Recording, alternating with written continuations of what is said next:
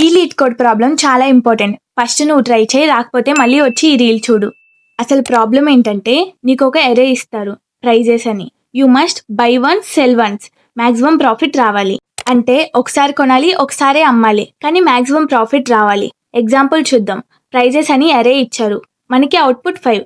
అది ఎలా వచ్చిందంటే by at price 1, cell at price 6, profit మనకి 6 - 1 5. ఇది లాజిక్ చూద్దాం ఇప్పుడు.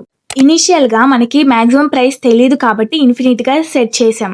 తర్వాత అరేని ట్రావెల్స్ చేస్తూ ఎవ్రీ డేలో లోయెస్ట్ ప్రైస్ ట్రాక్ చేస్తాం.